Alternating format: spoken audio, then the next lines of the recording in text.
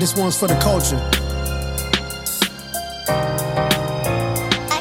Me and wifey in the room thinking of a master plan, thinking how we can influence the culture from where we stand.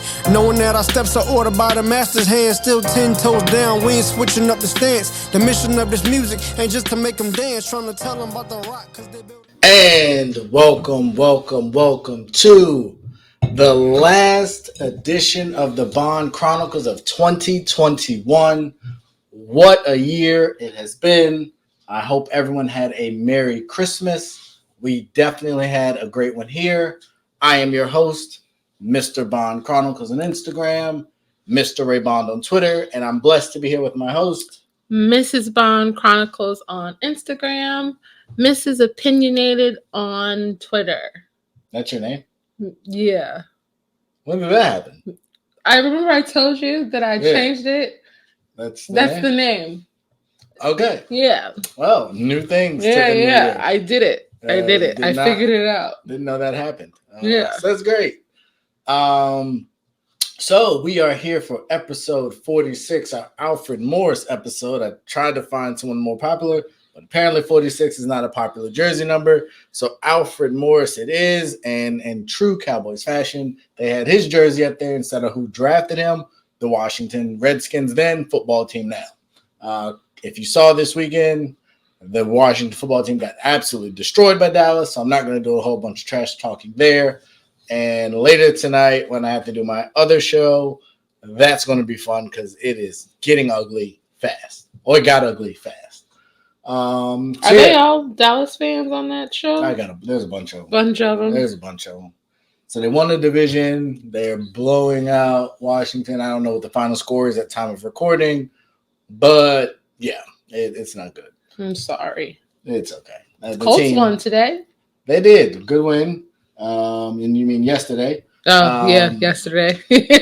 But yeah, the team, we weren't going anywhere, so I'm not upset. You just want to be competitive. No, yeah, for sure. I understand the feeling. But in the spirit of competition, we had Christmas. We did have Christmas this past weekend. And there was a friendly competition. Yep. And you admitted it was a tie. I did. I gave a tie. Okay. But I think I only gave a tie because of how much I like my gifts, not versus like money spent or whatever. But even when I think about in comparison, because we bought the kids gifts for each other. Mm-hmm. And I mean, my gift was dope from the kids to me. But I would say, like you got AirPods. I mean, So, I mean, I'm saying it's a tie, but in my heart, I feel like I won. The kids got me the AirPods. Yeah, the kids got you the AirPods, but that's basically a gift for me. But it was on sale. Yeah. So the value of it, I'm guessing the kids' gifts to us were similar. Because I know what AirPods run, and I know what I spent. Well, they spent on you. Yeah. So I'm not sure. No, the AirPods cost more. What are they, like $150? No, they were more than that. That was the sale price? Yeah. The sale price was more than that. Oh, you've been missing all the deals. They had them pretty low. No, well, maybe the old regular version. I thought you said that those weren't the Pro. No, there's like a cheap version of the AirPods, and there's just some super fancy version. I got the version in the middle. All right. As you guys can see, I'm not super technological. But with that being said, we've actually almost, I don't know what the word is, I'm sure there's a tech word. We almost have every Apple product that they make. We do. No, I think we do. We have every the MacBook Pro. Oh, well, yeah. The super laptop. Yeah, we don't have the super Mac laptop. Or I guess none of the Mac desktop stuff, but typical Apple accessories. We've got everything. The TVs, we've got watches, we've got phones, we got iPads, we got AirPods now. Yeah. Well, I have AirPods now, rather. I didn't get myself any. Not yet. I'm sure it could be coming. But yeah, I am gift giver. That's my love That's language. his love language, yeah. That is my thing. I value gift giving far more than I value really anything else because I think it costs the most of the person. So, with that being said, what you think it costs most of the person? Yeah, like you can have like quality time, physical touch, acts of service. I think the gifts cost the most. Like it's easy to watch a TV show with somebody. It's a different thing to spend $100 on someone. You can do the dishes, or if someone said you can do the dishes, or give me $100, which one do you think they're gonna do? Well, right now I would pick for you to do the dishes. Are you kidding me? No, I'm so serious. Right now, I would definitely pick for you to do the dishes. If you gave me $100, I'd do the dishes right now. We'd stop this podcast, and I would go do the dishes. If I was going to get $100, it's like it's not both. Okay, well, fair enough. But for me, that I feel like that's brings the most value. And when people are no longer in your life, the physical touch and the quality time and the acts of service and the words of affirmation all go out the window because that person's gone. But those gifts, they last. You. So yeah, that's my. So, what was your favorite gift from the year? From Christmas then. So my favorite gift from Christmas, probably iPad. I think the iPad was the favorite. The AirPods, some of them I'm gonna have to get used to using because I don't wear earphones a ton. Yeah, like definitely when we travel or at some point, just because I'm that guy, I'm going to wear them out just because I see people do it and I think it's kind of obnoxious. But I'm going to do it just because I want to be cool and hip and trendy. But I actually think those people are kind of losers. But I'm going to do it. Jeez. I just do it. Like, people walking around with them, like, it's... they're noise canceling, for one. And that's fine. And you can turn them on. They're almost like hearing aids. Cool-looking hearing aids, because there's a feature you turn it on, and it amplifies the sounds around you. Yeah, I don't know how to use them. Yeah. Because I've been tapping it to do stuff, and nothing's happening. So, you probably need to watch a tutorial or something. That is very true. Thank God for YouTube. Yeah. Shout out to YouTube. If you are not already, please like, share, and subscribe. We are over there, and we're trying to get to 100 subscribers. So please, please, please do that for us if you've been listening, and we definitely appreciate that. Actually, I did not put that on here, but that's okay. So yeah, I would say the iPad was probably the biggest, and it was the most surprising. Definitely would say that, considering my last iPad met a unceremonious end, and I tried to get it fixed, and they sucked at their job, and it became this huge thing. I had to write this huge review, and then they eventually gave my money back. But it was still a hassle. Yeah, definitely a hassle. So yeah, no, that was mine. What would you say is yours? Was yours? I think I have an idea. It's definitely my Saturday house. You fake like the Chanel bag. That's definitely my favorite.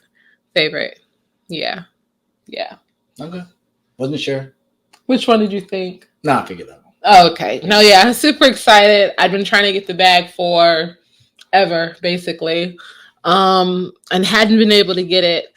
And somehow you got it, which is, typical fashion with you and the shoes. And you always hit on the stuff that I want. And I guess, yeah, you do have more luck with that kind of stuff than I do. But then I also don't always pay attention to the notifications for restocks. So it's an important piece. That is a very important piece. Especially with her, because it's like, I didn't get my Yeezy jacket. Still? Oh, yeah, that's Christmas. Right. You haven't gotten it yet. I'm coming for you. Because I was supposed to get my jacket by Christmas. I need to check on that. Yeah. And I saw some people actually had cancellations. Oh, really? For that version. They restocked them and people got it, but my version, there was some cancellations, but I never got a cancellation email. Okay, so prayerfully, it's still on the way. Yay. I've been riding with you all year. Don't disappoint me. And considering in December it's like 60, 70 degrees. Yeah, you won't get to wear it this year. Don't really need it, which is crazy. On Christmas, I went to the store to get someone some ice and a t-shirt and shorts on Christmas Day. That's nuts. At least where we live. So yeah, good Christmas overall. Our kids, we got them more stuff than they needed. We don't really have a way to store and house it all at the current moment, so it is fun in our living room. But our kids are having fun. They are having a blast. And we haven't even broke out like the piano and stuff yet. Nope. I don't know. It's gonna have to wait until they get tired of one thing, because it's like I said, it's like a madhouse in here now. Yeah. There was one other thing I was going to say to that. It's gone. It's gone. It's gone. But no, they had a great Christmas as well. We did a really dope devotional that ended the Christmas Eve. Read through the book of Luke. Mm-hmm. It's 24 chapters, so next year something to think about. Read a chapter a day. We missed some days, but we made up for it. And then we did the Advent calendar, which we got a bunch of chocolate. We had not eaten. Yeah. Because we got cakes and other stuff. Saying happy birthday to Jesus, which is what we do. We got some food to order, catered. We catered, yeah, from a place on Instagram that was actually really, really good. Let me shout them out real quick because, like I said, their food was really good. It was. We had chicken, lamb, mac and cheese, string beans, and some weird bread. But it was like cinnamon something. The kids love it. The kids love it. As it is. And I can't find the page, of course. Of course I can't. No, but it was really good. Super professional. I'd really like to tell you guys who they are, because I am going to go on, I guess, their site and write a review. Okay. I guess. Anyway, Black-owned woman. Yes. Platters Plug, at Platters Plug on Instagram. Super dope. Located in the DMV area. She does delivery. She drove a ways too. Yeah, from up. No, she's in Waldorf over to Temple Hills. Yeah. To my mom. So for people who have no idea what that means, it's so like 45 minutes to deliver it to my mom. Yeah. So good time. She posts a new menu every week. We'll make sure that we share that in the description, bio, whatevs. But it was dope. It was really, really good. Super, super happy, especially since I didn't have to cook for Christmas. Yes. So yeah, good times. Yes, I would agree. Overall, it was a good time, but I will say I wasn't surprised, but I did hear a lot of people that I guess weren't as excited about the holiday. We've never really done a COVID show, and we probably won't do one anytime soon, but I do believe that had a lot to do with it. I saw people like Jordan Woods and Karl Anthony Towns had their second Christmas apart because of COVID. You mentioned a bunch of your people couldn't travel or couldn't get together because of COVID. Mm-hmm. So I definitely think that played a part. The weather, especially here, was really uncharacteristic of winter. It did cool down quite a bit Christmas evening, but during the day, it was hot. For sure. So I think there's a lot of different factors. But to me, it felt like Christmas, but I think that's because I'm really invested in Christmas. As far as like TV, I didn't see a bunch of ads that were really Christmassy. Granted, I try to skip as many ads as I can. I was going to say, like, you don't really watch a whole lot of commercials. But you still get an idea, a sense of it. Even in the sports, there wasn't super Christmas themed. Going in stores, I didn't hear a bunch of Christmas music. Really? Yeah, which store did we go in? There was a bunch of Christmas. I mean, every store I went into was playing Christmas music. Most of the stores I went in didn't have any music. So when? I don't think Ross, the dollar store. No, they all had. No, the dollar store doesn't have music. But the other day when I went out, I didn't hear no music in Walmart. They would play music in Walmart all the time. I hear Christmas music. They played Christmas music, but the way that Walmart was doing it, like they play a couple regular songs and then like 2 Christmas songs. Couple regular songs. Then... Okay, so you're making my point. I'm talking like a Christmas playlist. Well, a lot of people don't like Christmas music. I don't know why. I love Christmas music, but there are a lot of people that don't like Christmas music. So, as I was saying, I didn't feel very Christmas-like. Our neighborhood did okay. A couple people, quite a number of people had decorations. But it was a little different outside of our home. But I think in our home, like, there's stuff everywhere. It's been Christmas here since Thanksgiving. It's been a never-ending process of putting decorations up. Our Snoopy has blown away almost twice. And new reefs have gone up until like the day before Christmas. So that's also our experience. I did see a lot of really dope trees. Yeah, I love Christmas. Like, it's my favorite time of year. I'm a big family person. Like, I love spending time with my family, us and extended family. So for me, any excuse to decorate, I'm gonna, I'm over the board. I mean, over the top. Over the top is the word. And I'm gonna be super extra. And had I not been pregnant, everything would have been up and more organized well before Christmas. But then we just had a lot of stuff going on. But just expect this. That's how it's always going to be. Like, I love, like I just said, I love Christmas. I love to decorate for Christmas. To me, that's one thing that really helps you get in the Christmas spirit. I'll give it up. And then, like, as a kid, I remember that being a thing that we all did together. We would put up the tree, we'd hang the decorations, we'd do craft activities, all these kinds of things. And so when I was a kid, I was like, when I get older, I'm going to do this and I'm going to do this with my kids. And actually, I have done pretty good at that kind of thing, like continuing on those kinds of traditions.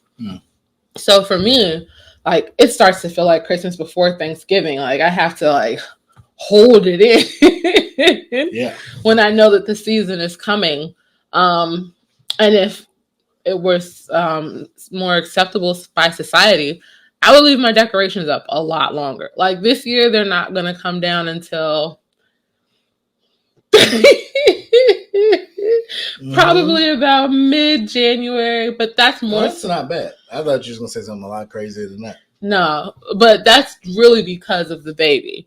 I'm not going to make you take everything down, and I don't want you to take everything down and just throw it in the boxes just so it's out of the way. Like, I want it organized in a particular fashion. So after this kid gets here, finally, we'll take the decorations down.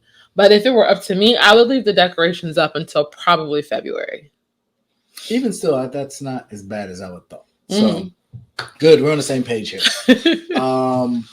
But to that point, we just kind of started with our gifts, and I got a lot of things that I was definitely not expecting. I was unsure of how it would go, but I was what? Why were you unsure? You literally gave me a list. Yeah, but you also said I'm getting you a couple things off the list, and everything else I'm not. I mean, my list that I gave you, so there's a bunch of stuff on it. Yeah, it does. So those things that I put on the list, a lot of them you didn't get. So going into Christmas, and then when we started opening gifts, the way the gifts were placed, I saw a lot of other people getting gifts. And you talked a bunch of trash leading up into Christmas. I'm like, all right, we're just going to keep handing them out, letting the kids get them, letting you get them, let everybody else get them, and we'll see what happens. But no, you did really, really good. Excuse me. You did really, really good. I was pleasantly surprised, happy. Been breaking some things in, learning, obviously, a bunch of stuff that I had to use, some different clothing items that I definitely appreciated. So overall, it was a really good time for me. You shared kind of your experience and how excited you were for yours. But I will say I'm in a bunch of Facebook groups, but there's one particular group, it's a huge groups, tens of thousands of people, marriage goals or whatever it is. And I saw this revolving or recurring theme of like both sides, like, hey, last minute, what should I get my spouse? Yeah. I don't know what to get them. And I'm just going to go for a second and then I'm going to let you go. Okay. So one, men frustrate me sometimes. And I don't know who raised a lot of these men, but I am not them. And I saw a bunch of men. What? I'm listening. That were just so complacent with mediocrity when it comes to gift giving. Like, I saw a bunch of men, and my deduction was there was a generation gap. And my dad's generation-ish was so content with shirts and socks. And when women would say, when more women posted than men posted about what to get. So a bunch of women don't know what to get men. Not surprising. But in that, I saw a bunch of men like okaying these BS gifts. And I couldn't for the life of me understand it. I do not understand where that comes from or how we got here, but I digress.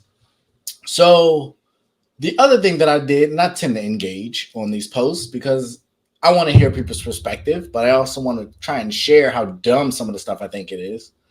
And so there were people asking, and it's like week of, like, what have you been doing all year that you didn't know this was coming?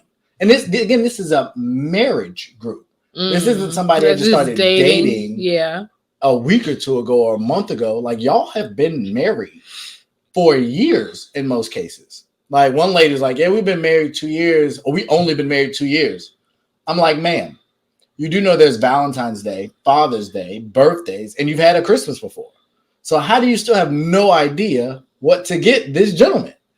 And so she kind of disappeared and quit responding because I think she realized how odd her situation was. But on a bigger scale, it appears to me, and this was a lot of people and hundreds of comments per post. People don't talk about what they want. And so I guess my question to you is, and I think our situation is different because I'm very upfront early in the game. But where does that come from that you can be married to someone for that long and have no idea what they want? And why do you wait until the last minute to try and figure it out? I'm going to be honest. I don't really know. As for me personally, like, if I was like before us getting married, if I wasn't sure what a guy wanted for his birthday, Christmas, whatever, my go-to gift would be a watch. I've given out quite a few watches in my life because those are something that can be really intimate because you can get them personalized, or you can get them, specific for, what the guy likes and everything, or they can be super general. You get it, give it to him. Something that you can wear for work or for casual, whatever. And pre-Apple Watch, like, people liked a lot of different variety for their watches. Guys like variety for their watches. So it's never a bad gift necessarily. Mm-hmm. Depending on how well I think I knew you. Overall speaking, a lot of guys, I think, just assume that a woman knows what they would want specifically, just because, but aren't super vocal about it. Like, 100% honesty, you are probably the most vocal person as far as gift giving I have ever been with. And I think when we first started dating, the first gift holiday was Valentine's Day. Mm. And I did good because it was like more than one thing.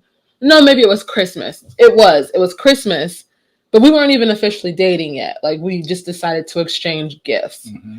And it was Christmas, and I gave you several little things, but it was one central theme. But then for Valentine's Day, I think I only gave you like one or two things, and you were just like, this isn't, I appreciate the gift, but this isn't it. And I was like, but I got you exactly what you said you wanted. And you were just like, yeah, but And I think that was the problem. Like, I didn't put any other effort into giving the gift.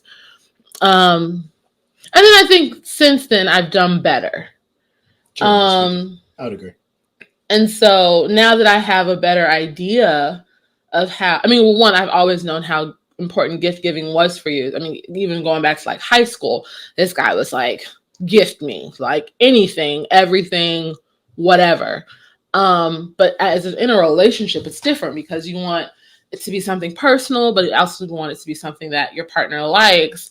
And depending on how long you've been together with someone, I think at some point giving gifts does get difficult because you've given each other, like, let's say we're married for 30 years. There's 4 gift giving holidays times a year. It's like at some point it's just like, well, dang, what else can I give you? Like, there's always, I guess, things of the moment, things that of that year or that period of time or point in your lives. But at some point it's just like, forget the gifts. Let's just go on a trip or something. You know? Yeah. No, it's always going to be gifts for us. So I think to your point, I think that can be a gift, like tickets to a game, tickets to an event, something along those lines. I think that would be fine. Like, I opened an envelope and it had tickets to a basketball game or whatever. Like, I think that would still qualify in the gift category. Now, not knowing, or even waiting until the week of to get, I can see your last minute shopping for like your mom or, you know, your coworker who's a good friend at work or something like that. Waiting until the week of Christmas to shop for your significant other, I think is a little careless, personally. Regardless of how difficult it might be to shop for them, you should have some idea of something that they would like to receive. No, regardless of what it is or price point or whatever. Like, I don't understand that. I would say specifically this year, one, people shop online way more than they used to. Mm-hmm. But online is slower than it used to be. So waiting until the week of to try and get something shipped and delivered on time is a dangerous game. Completely unrealistic. And unless you want to spend $40, $50, whatever it is, to get fast shipping. And that's kind of low. And that's low. I don't do it. But even to that, and that's not even always guaranteed. And if it don't get here, what they're going to do, just give you your money back? Your person still woke up with nothing. Nothing under the tree. So I just, that ideology I thought was flawed in a lot of ways. And then I felt for some of the guys, like, I felt like women have a bunch of stuff you can get. Like, I don't think that should be that difficult, personally, to figure out what women want, whether it's bags are always a thing. Jewelry is usually always a thing. And typically those things go on sale around this time of year. Mm-hmm. So Kohl's, I told you, Kohl's had a 60%. Yeah, I saw your video. There was like nothing there.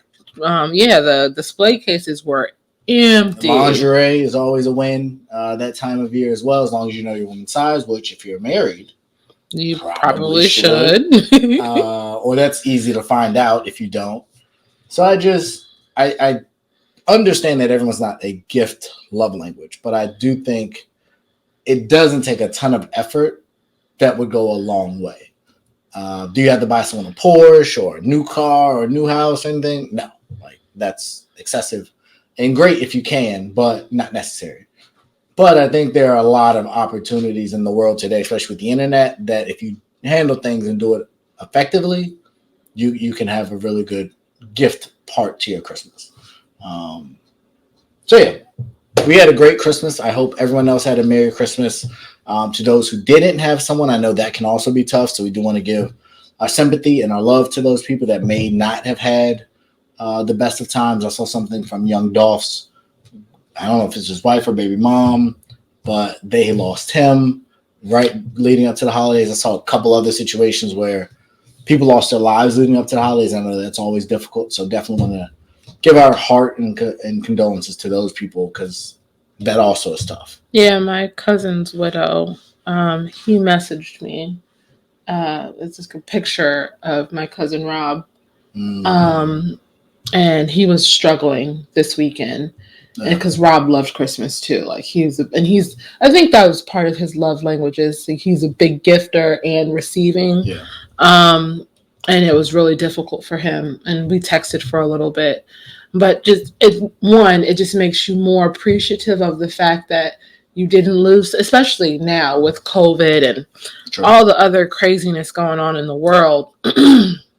You woke up Christmas morning, regardless of what was under the tree, or anything like that, you woke up with your loved ones, family, and all of that.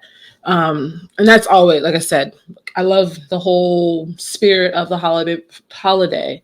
But for me, the most important part is like the family portion, being able to get together with family, appreciate your family, being able to make it another year, because nowadays it does not happen.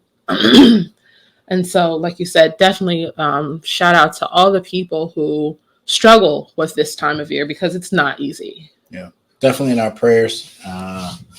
And, it's life. We kind of talked about the message of in difficult times, understanding that even in those times, there is comfort there. So although you can't see it, it is available to you. So pray that you are comforted in this season. And yeah, it's tough. But with what? Go ahead. No, go ahead, because you got that, and I didn't really know what you wanted to do with that. Oh, well, because we were talking about the one portion. We can. It's not a big deal. If you were gonna move on to the next portion, yeah, we can do that. So I'll do this. So I'll do this. So for those of you who have been with us for a while, you know that I am a huge Kanye fan. Yay fan. Album of the year. Grammys coming up in February, I think. So huge fan, and he's had a long year. Pursuing and chasing his wife, who has been actively running from him. It's like Wile E. Coyote and Woodpecker, or Wile E. Coyote and the Roadrunner. Mm-hmm. It is a tough race, but he has apparently not quit, despite all of the opposition he has faced and hurdles he's had to jump through. So that brings us to Christmas. Obviously, it's a huge family holiday, as big, if not bigger, than Thanksgiving for your immediate family. And in true Kardashian fashion, they put out a picture. And for what it's worth, they put out a picture every year.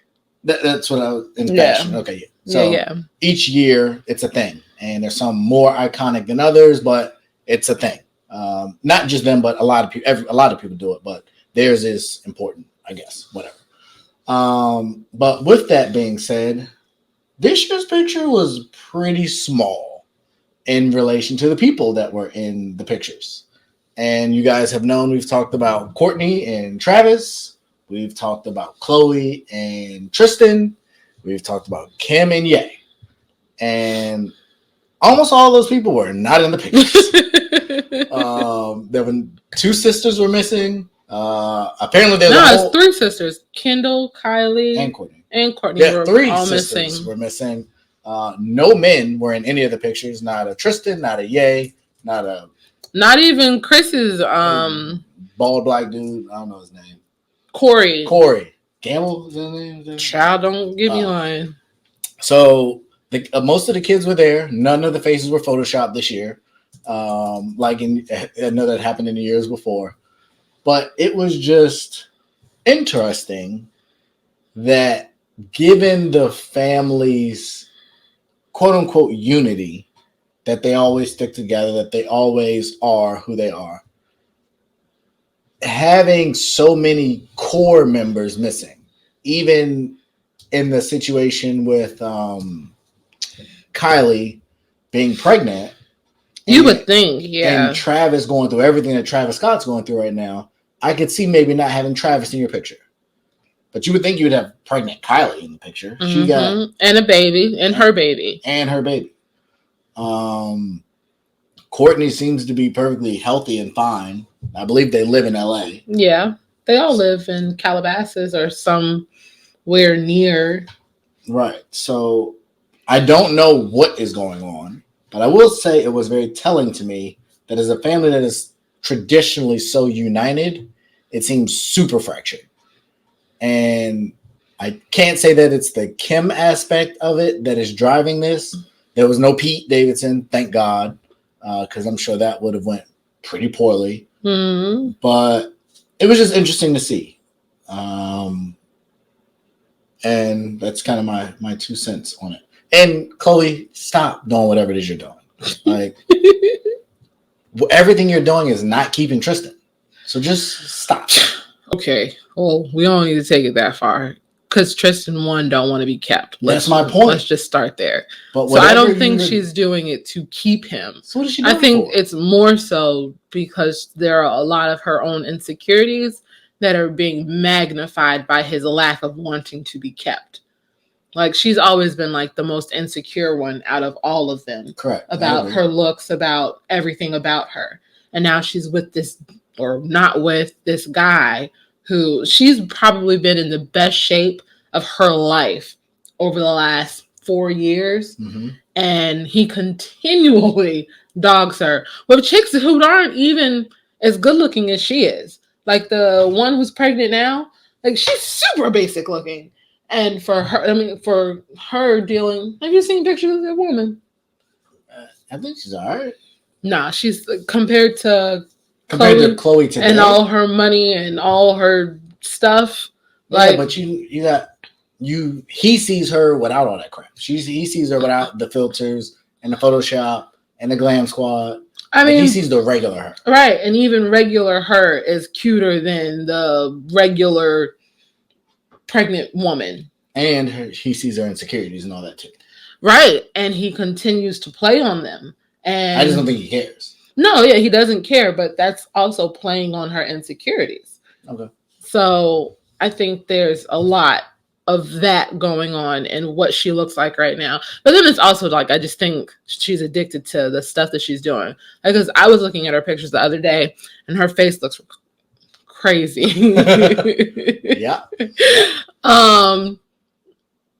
But everything else is just like, she's working out a whole lot, and I don't know. It's just a lot. They're family. Like, I thought with the show ending on E, they would kind of go away a little bit, but I feel like I hear about them more now than I have ever.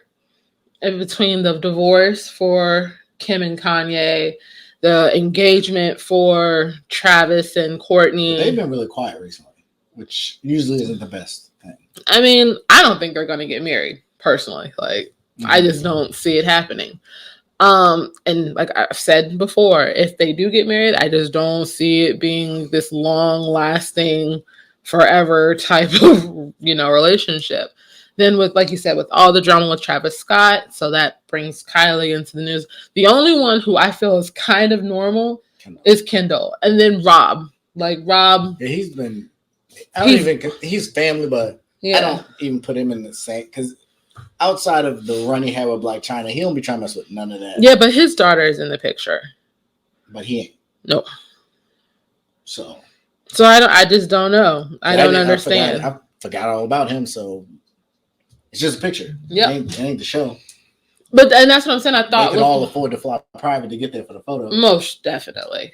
I just thought with the show ending, they would go away. But they're coming back. I know. And now there's a new show that, on whatever.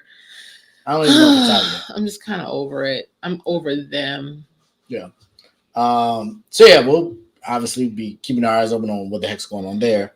But in that same vein, we had a shocking announcement that I'm not surprised at it, but I was very surprised at when it happened. I think timing's everything, and who it was.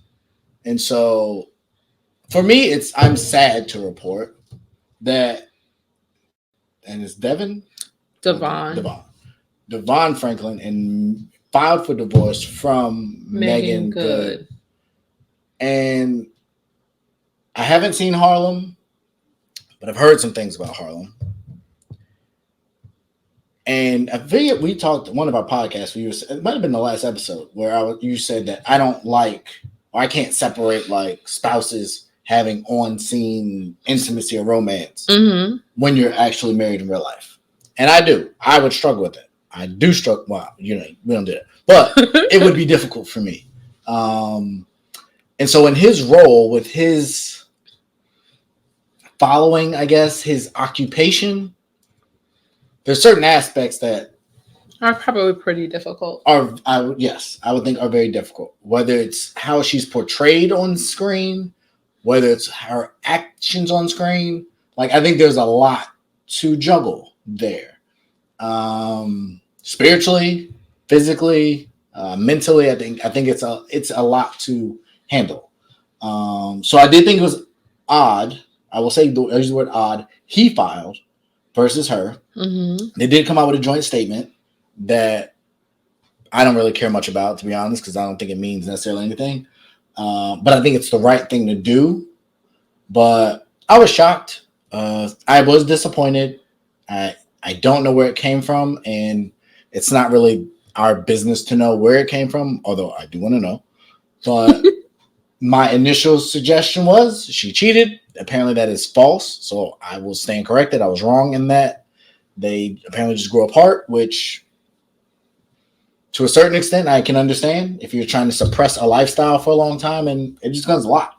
So I don't know if that's the case or not, but that's my 2 cents. But I'll leave the door open for you. I will have to admit that it made me really, I think for like a whole day, like I was thinking about it. It made me really sad. Just in general, like surface level, like I know for a long time they had been trying to have kids and had been unsuccessful at that. So I know that strain, both in their 40s, the strain that can put on a relationship. Then again, like her career, although it slowed down a lot, she did change a lot of the roles that she took and the way that she was portrayed in a lot of the roles. But again, she's a gorgeous woman. There were times, obviously, where, there were sex scenes and intimacy scenes, like you said. So I'm sure that, could be an issue. But just everything that they kind of embodied. And you know me, when the announcement came, I saw it and I was looking at comments on Instagram, and people are just nasty. Like, let's just start there. The way that they were talking about how they flaunted this perfect relationship, and that even pastors and the most of like a lot of the stuff that people were saying was just, it was nasty, and evil spirited, because I don't feel like they flaunted their relationship. Like, she was super open, the same way that everybody's like, well, what is Sierra's prayer? Like, she was super open about where she was in her life before they met, and then her decision to become celibate until she found the person who she felt God had for her. And, in that whole journey for them together, like, I thought that was a beautiful thing.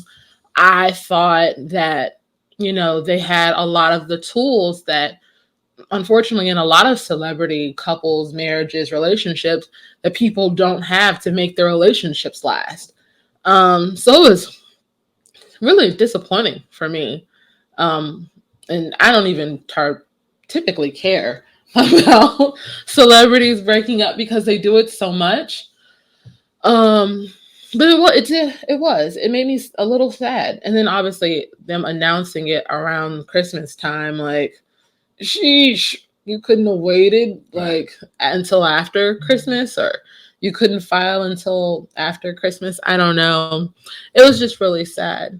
And so obviously prayers to them in their relationship. I hope maybe somehow they can figure out how to make things work. But I think, and obviously I've never been through a divorce, so maybe you can speak to this more than I can.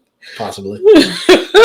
A little experience. We'll see. I think, like, in a relationship, I know it gets to a point that sometimes you're really just genuinely unhappy. Like Ben Affleck recently got a lot of flack for an interview that he gave, where he was saying that Jennifer Garner, his relationship with Jennifer Garner wasn't it anymore. And he was drinking to hide from those feelings, but he didn't want to leave because of his kids. And everybody took that as him saying she drove him to drink. When in reality, he was saying, it's not that she drove me to drink. Like, I was drinking because I was trying to hide from all these feelings that I had and trying to cope with everything else in life. Marriage is already hard enough. And then when you add being a celebrity into it, that's one thing. But being a super popular celebrity, and there's always cameras in your face, and people are always linking you to this person or that person. There's always something swirling around your relationship. I think those kinds of pressures, there's only a certain type of person can handle that. And when people grow apart, especially celebrities grow apart, like you almost want to stay together to save face, but then you don't want to be miserable. So at what point do you just decide, like, I don't want to hurt you. But I don't want to be miserable either. Let's just, end this thing. And personally, I hope I never figure out how that feels or what that experience is like. But when you know you're unhappy and you don't want to do something that's going to hurt your spouse, at some point, I think you do just decide that divorce is probably the best thing to do. Yeah. Not everybody's tolerance is different. I think it also matters what your foundation is based on. Mm-hmm. If your foundation is based on looks or things or anything really tangible, I think you're off to a bad start. I think the other part that's really, really difficult, and I think we see this in a ton of relationships, I won't name any specifically, but when you get people that come from different walks of life or just have very different outlooks on life, I think it's hard to mesh the two. And so I think what naturally has to happen is either what is supposed to happen biblically is two become one. So you align the vision. And we've joked about like you supporting my sports teams and things like that. But I think if you don't do that to a certain extent, and I'm just using that as an ancillary kind of example, but I think if you stay as two separate people that are married together, I think eventually those differences grow. As people evolve, as money gets introduced, as children get introduced, as families get introduced, it just becomes a bunch of extra stress that if you're not united on some of the core things in your relationship, it's just going to add to an already tenuous situation. I think anybody that's been married will tell you between marriage and parenthood, those are two probably the hardest things you'll ever do in your life. And at least with parenthood, you have some level of authority over the person, so you can kind of use that to lessen some of the animosity or potential issues. But when it's two grown adults, you can't make anyone do anything. And so I think there's so many different nuances that there's no book for it. There's no training for it. There's not even necessarily you can use examples from other people because everyone's different. Mm-hmm. And so I think in their situation, especially when you're a public figure, everything is scrutinized. So there's an extra level of stress of social media and what people think about you. And we've seen how that has weighed on people as individuals. So in a marriage, it can also go the same way. So I think my biggest of it is the timing. I didn't like the timing at all. Apparently, there had been photos since a lot of this year where she hadn't been wearing a ring. If it's been that long, you can wait. Unless something happened that you're like, all right, I'm done. I got to do this. I got to make a decision. I just don't like that. And I like him, but I didn't like that. the last piece that I'll say for them is the statement came out as, unified in lockstep. But I also did hear, I guess he said he does not want to pay spousal support. So when we start to have those conversations, where'd you hear that? The internet. No, it's the internet. Yeah. It wasn't like with Kim and Ye, where we've heard like there was an agreement kind of already in place, which is weird. That I'm not even going down that road. But it doesn't appear that is set right now. The lack of kids will help.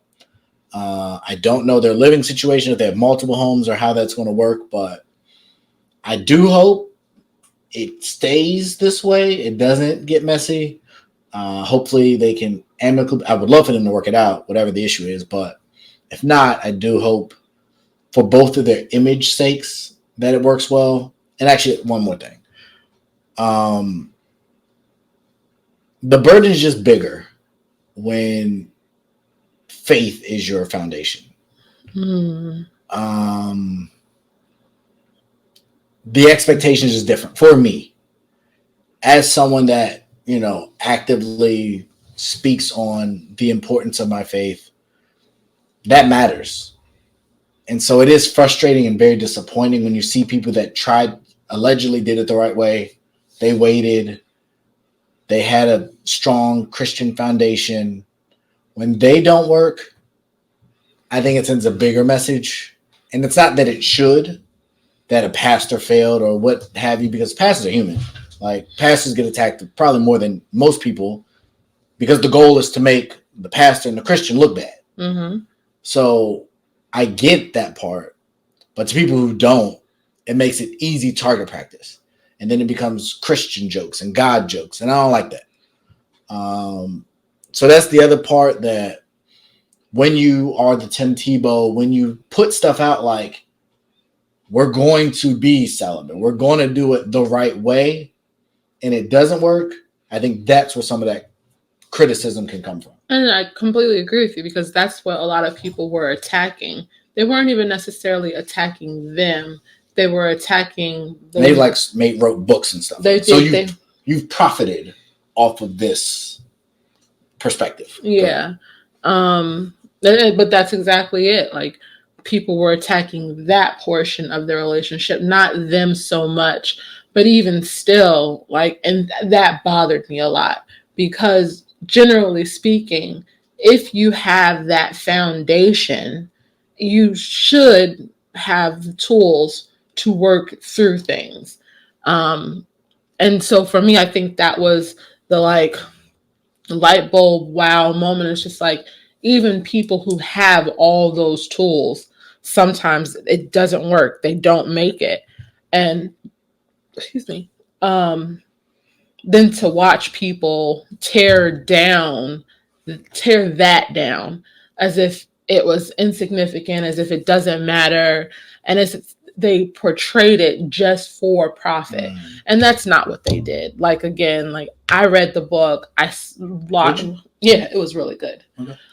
Wasn't able to follow through with any of the stuff, but it was a really good book. And a lot of the stuff that they were saying, a lot of stuff that they still say, I think are messages that all people need to hear. We run around so much trying to fill ourselves with all these things of the world that don't matter, when in reality, there's so much more that the right partner, that God can give you.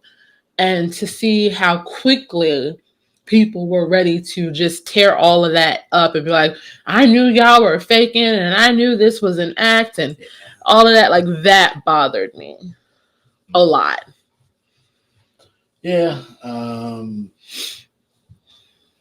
We've talked about haters on our last pod. We had Leo and Troshan. Mm-hmm. So that happens. Those people will come. And we talked about when you're in the public eye, that does come with it, unfortunately. It's a time where maybe get off social media, mute your mentions, take your kill your comments, whatever. Oh yeah, for all sure. That stuff you got to do for your own peace, because the people, the fans, they don't care about you. I'm just going to be honest. As a fan of a lot of people, I recognize they don't care.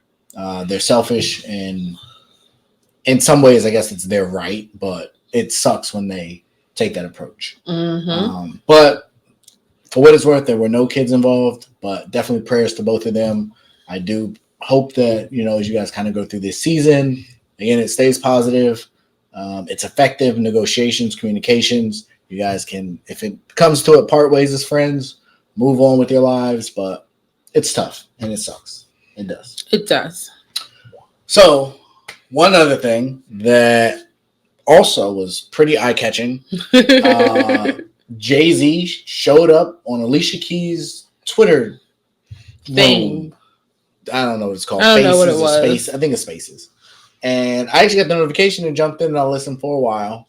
But I got in a little late because I didn't know where to find it because Twitter does not do a great job of marketing Spaces, especially not for such a big event. Nonetheless, Jay-Z had a lot to say. We're going to focus on just one aspect because I thought this is the most ridiculous aspect of it. He said a couple things that I don't know, but I respect it. When you consider yourself, you're a billionaire, you've accomplished, you came from the gutter, you started from the bottom and all that. Like, I get it, how you view yourself and how you have to view yourself, especially in a competitive occupation like rap. But you can be wrong.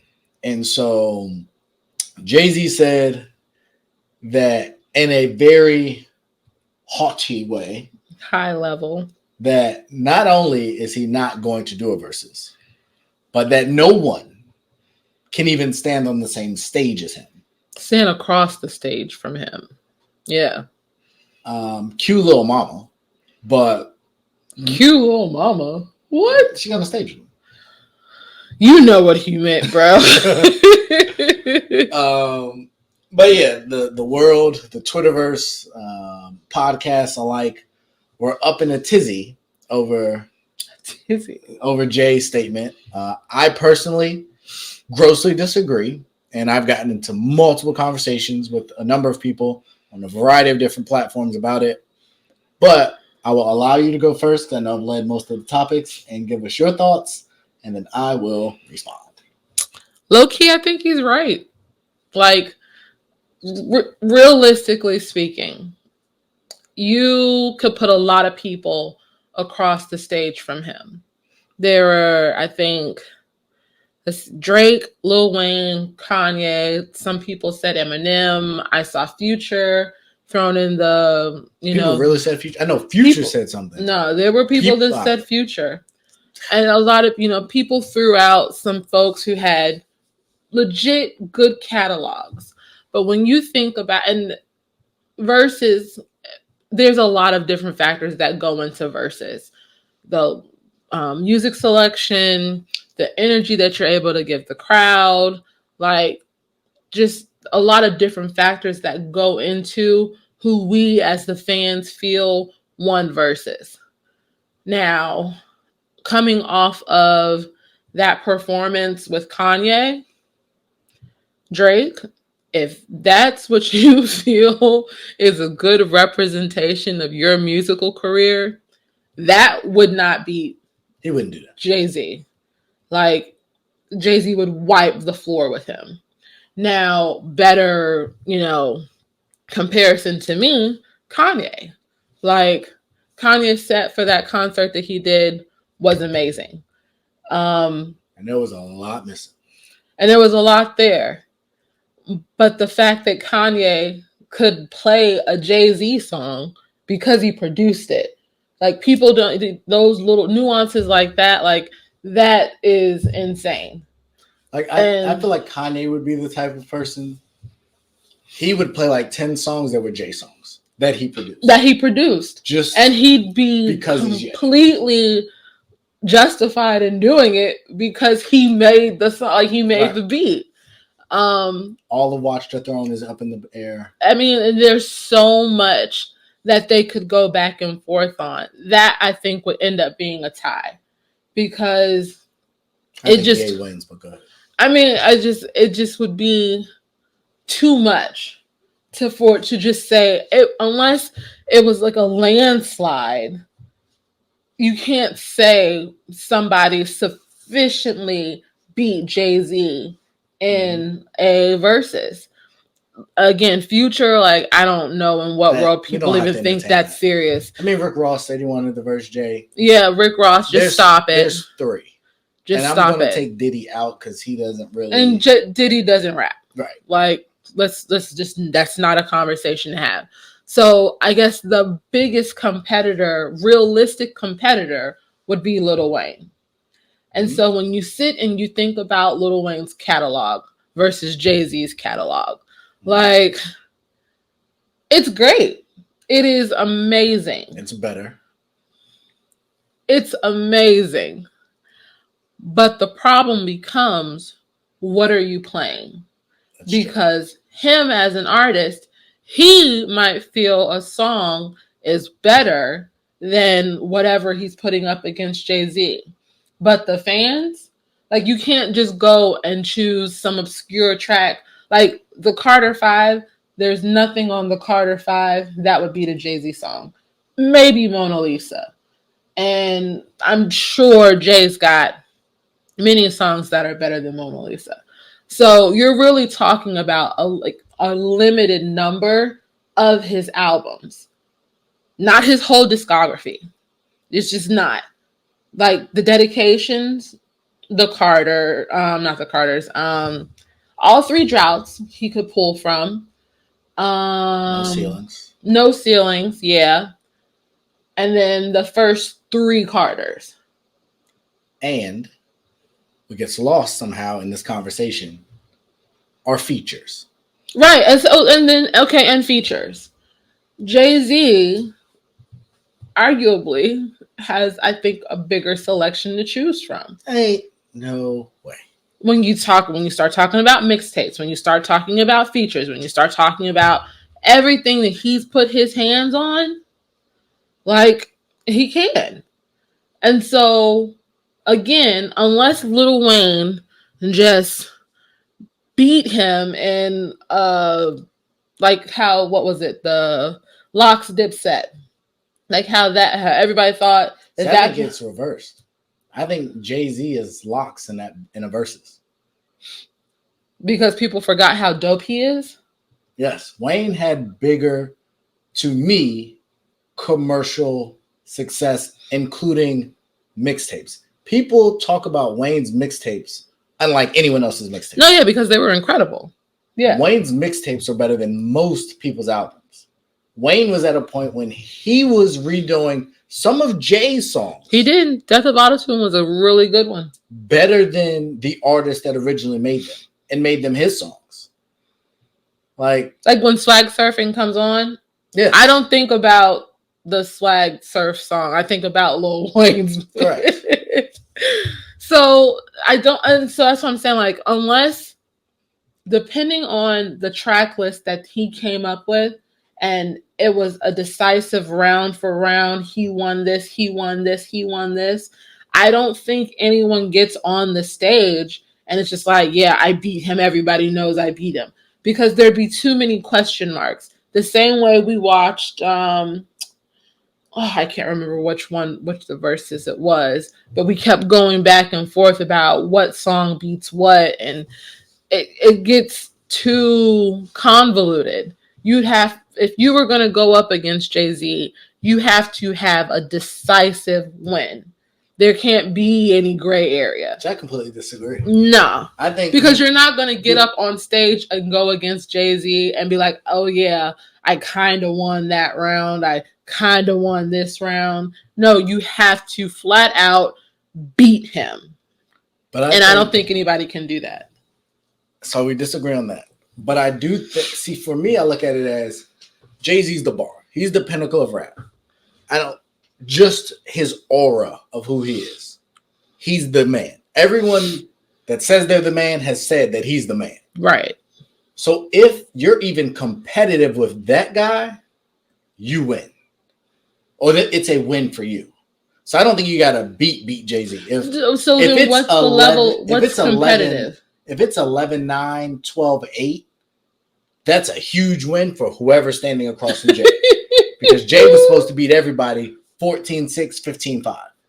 That's the way he carried himself. Do you agree that it should only be 20 songs, though? For someone like Jay-Z? I think the shorter, the better for Jay when it comes to Wayne. Because when you start going 30 songs, you get into a lot more mixtape stuff.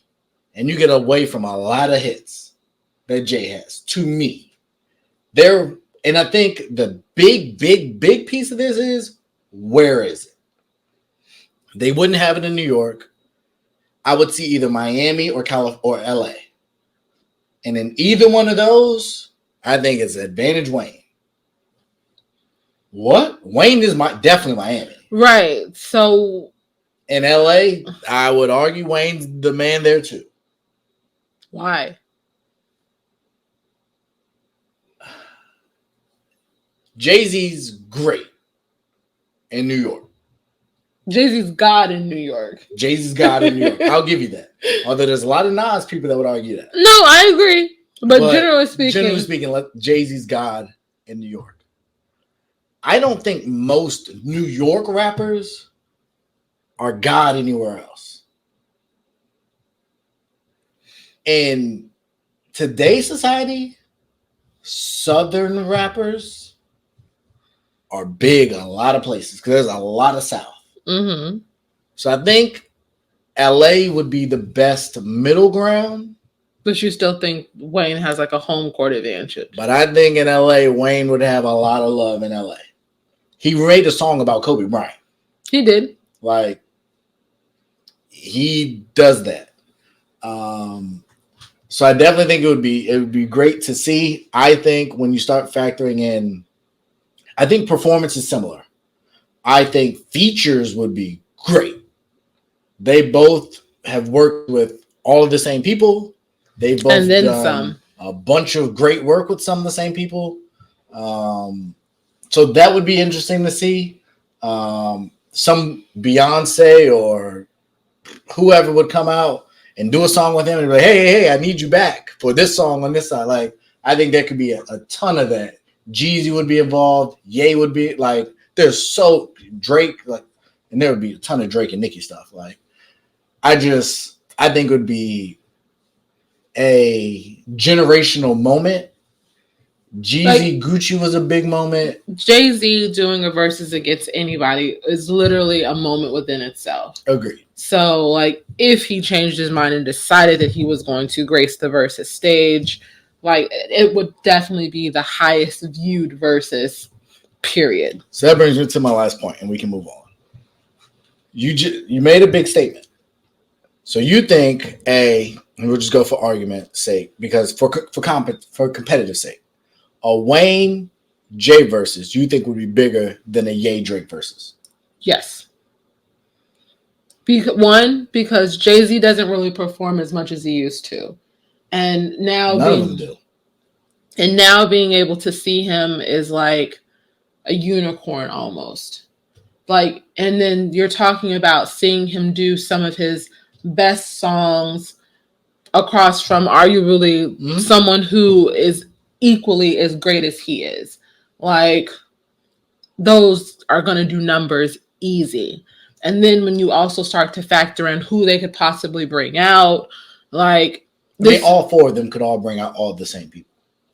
Who can Jay bring out that Ye, Wayne, or Drake can't? Well, Drake hasn't done any songs with Beyonce. Drake hasn't done, like, there's plenty of people that Jay. Nothing with Beyonce? Nothing. That's interesting.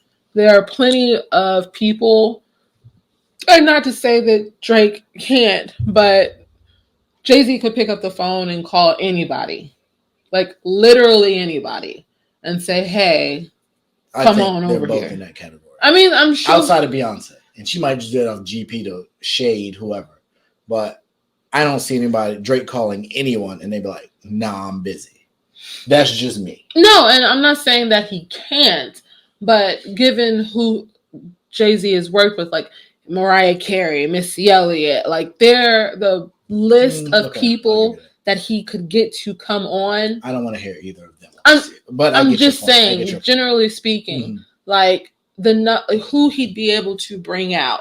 One is from my mom's generation down to the next generation. Like he don't have songs with these new people. He got songs with Baby and Duggar, Bobby, or anybody. I don't think he's made music with any of these people. I'm not saying like that generation of people. I'm just saying people who listen to him. Yeah. Like he's been on Khaled Records. He's been, of course. He's been around. Mm-hmm. So you get a really wide range of people who want to see Jay-Z. They want to see Jay-Z. I meant performing wise. Right, that's what I'm saying. Like they want to see Jay-Z. Okay. Drake, of course he's going to do numbers. I just don't. I think Jay-Z and Lil Wayne does better numbers than Drake and Kanye. Especially because, I won't say especially. Kanye does numbers right now because people are loyal to him. I would argue he has the most loyal of fan bases of those four. But he doesn't.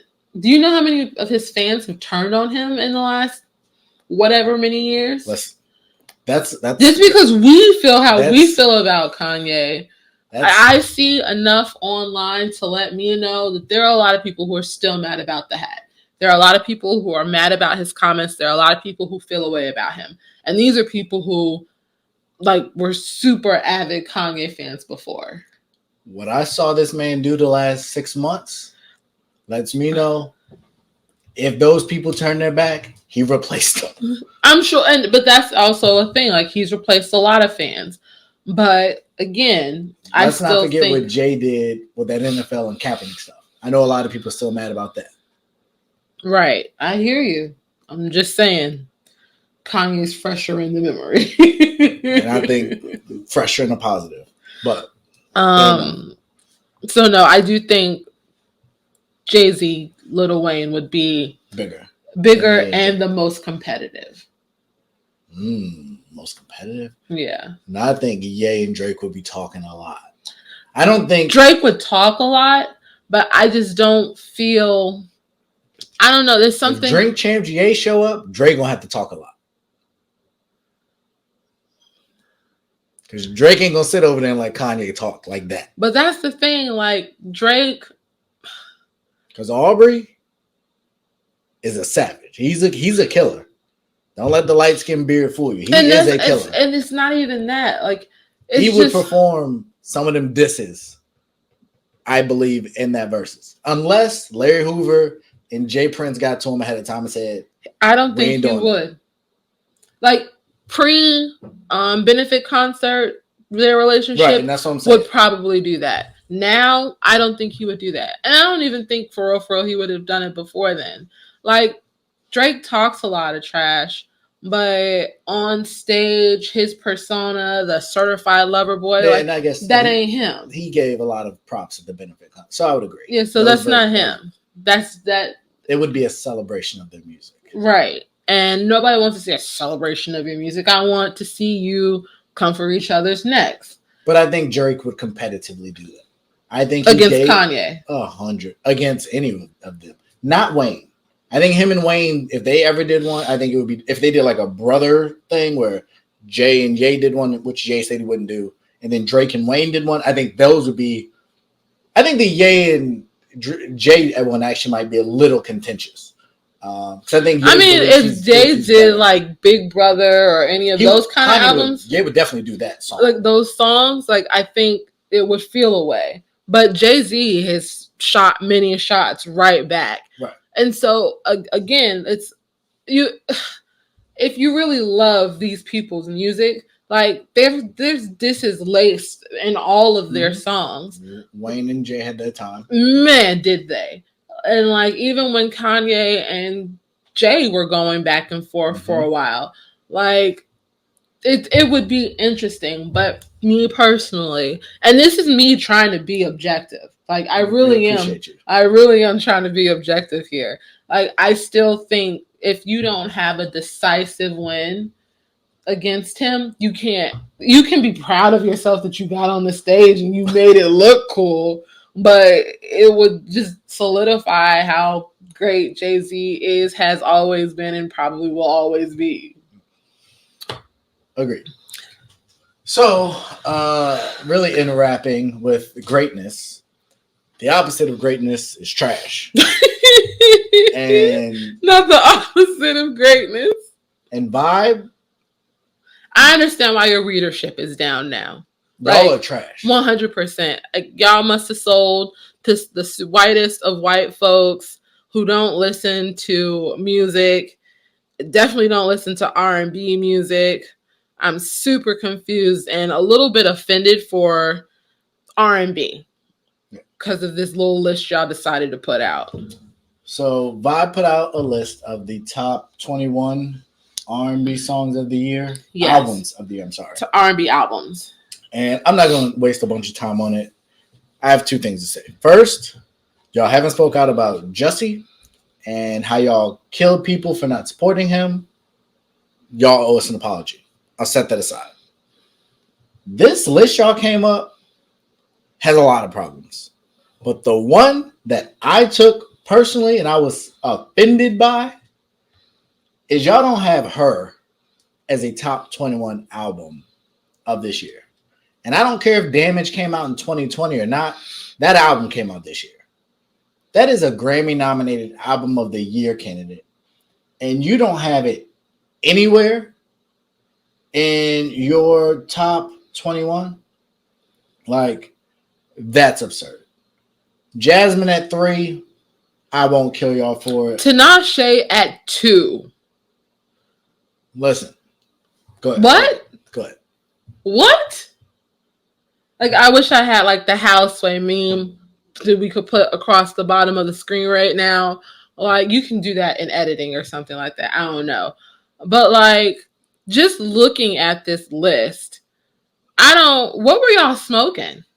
Like, for real. And even the Summer Walker album coming in at number 7. Like, y'all have Giveon at 21. Masego's not on here. Anthony Hamilton at number 11. Like, a bunch of these people I've never even freaking heard of. And Her's not on the list at all. Like, come on. I don't know. Like I said, this was the staff picks. Fire the whole staff. Yeah. Everybody. Just fire everybody. Because, I don't know what they're listening to. So, yeah, I don't get it. I don't know what they were drinking, smoking. I don't know how you whoopsied that. That's an abysmal, appalling. And the end of the year, people put out these lists. And so you get some of these lists with just flat out head scratching moves. This is the worst. There's absolutely no way on God's green earth that Her is not on your top 21 album list. So that's really all I got on that. But it's sick. It's disgusting. It's disgusting. Fire the staff picks. The staff that picked, they all could pack their best. They could know nothing about R&B. And yeah. On that note, I'm going to share something else. I mean, I fully agree with you. Like, I looked at the list. A bunch of the artists I didn't recognize. And it's not to say that because they're not recognizable, they don't deserve to be on a list. If you're not recognizable, then you're probably not top. Cleo Soul wasn't on the list. That's what I was going to say. But to say Snow on that list either? Snow wasn't on the list. What are we doing? Division wasn't on the list. Like, there are so many people that deserve to actually be on this list. And if y'all just wanted to shout out people that you like, it could have been like our favorites. But they know no one would have read that article. Yeah. So apparently your readership is way, way down. Y'all reaching. Because it was a serious reach. So I will continue to not read Vibe magazine. And, keep it moving. But this was an awful, awful, awful list. And you should be ashamed of yourselves. Shame! Other than that, no, I don't have anything else. I think we got to everything that we were going to get to. It's just been a lot going on, guys. And the year is coming to a close. And yeah, it is just a lot. Yeah. So great year. We got into this, and we may get into more of this in like a year-end show or something like that. But in case that doesn't happen, because she's super pregnant. Contractions and everything, y'all. We just want to say thank you so much. I had no idea what we were going to be getting into. We just kind of did it. We spent a couple $100 and said, let's wing it. And we had lots of YouTube tutorials on how to set up the lights and the cameras and the equipment to get, and just a lot of us really just like stepping out on faith, I guess. Yeah, for sure. Like you said, we're under 100 followers right now on YouTube, subscribers. But the numbers say that we're doing pretty good, and that's humbling, I guess, in a way, because the fact that every week people regularly listen to us and it grows. Yeah. It's kind of wild. Is wild to me. And obviously that's what you shoot for. That's what you want. That's what you put on your board. But to see it actually happen is like, that's what people like to listen to us. It's so weird. People engage us and talk about us. And just doors have been open. We've met some really dope people. We had someone on our last episode. Definitely go watch that if you haven't. Different opportunities have arisen. It's just been a heck of a ride so far. And we are definitely going to keep going. But we're going to push pause just for a little bit. We got to get all this situated. We have a lovely young boy that is slowly coming, taking his sweet old time, just like the government. And any day now, though. Any day. Hopefully, maybe. No, probably not by the time you watch this. Oh, that would be crazy. That would be really quick. But definitely over the next week, because we're trying to get, for a number of reasons. Yeah, we'll want him out before the end of the year. Get him out for the end of the year, if you know what we're talking about. So yeah, we're going to pause, get everything situated. I haven't packed my bag. That's the only thing I really have left.